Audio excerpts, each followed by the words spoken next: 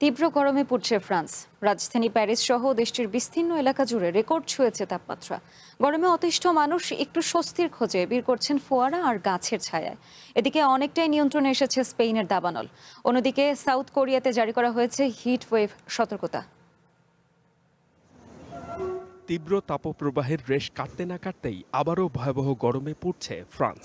রবিবার প্যারিস সহ দেশটির একটা বড় অংশে তাপমাত্রা ঠেকেছে 40 ডিগ্রি সেলসিয়াসে। তীব্র রোদের কারণে ঘরের বাইরে বের হওয়াই কঠিন হয়ে পড়েছে। সবচেয়ে বেশি বিপাকে পড়েছেন ঘুরতে আসা পর্যটকেরা। আইফেল টাওয়ারের সামনে দেখা গেল চেনা সেই চঞ্চলতার বদলে ক্লান্তির ছাপ। রোদের হাত থেকে বাঁচতে পর্যটকদের মাথায় ছাতা আর হাতে পানির বোতল। একটু শীতলতার খোঁজে অনেকেই আশ্রয় নিচ্ছেন গাছের ছায়ায়।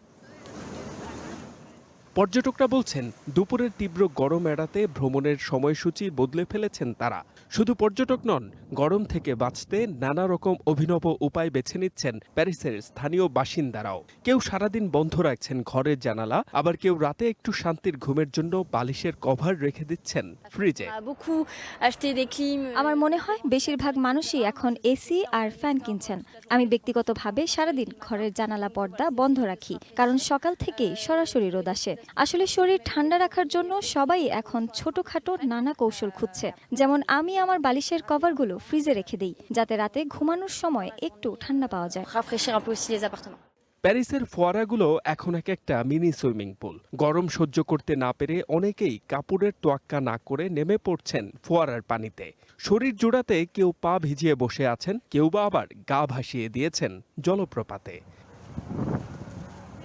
আবহাওয়া অফিস মেতেও ফ্রান্স জানায়, শুধু দিনেই নয়, রাতেও মিলছে না স্বস্তি। রাতের তাপমাত্রাও থাকছে 20 ডিগ্রির উপরে। আগামী সপ্তাহের মাঝামাঝি পর্যন্ত এই দাবদাহ চলার পূর্বাভাস দেয়া হয়েছে।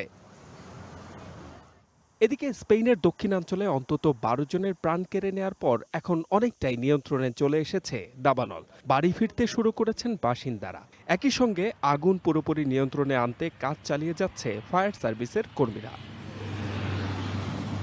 অন্যদিকে তীব্র গরমে পড়ছে সাউথ কোরিয়া। দেশটির দক্ষিণ পূর্বাঞ্চলীয় দুটি শহরে জারি করা হয়েছে হিটওয়েভ বা তীব্র তাপপ্রবাহের সতর্কতা। নতুন একটি আবহাওয়া সতর্কবার্তা ব্যবস্থা চালুর পর এই প্রথম দেশটিতে এমন পদক্ষেপ নেওয়া হলো।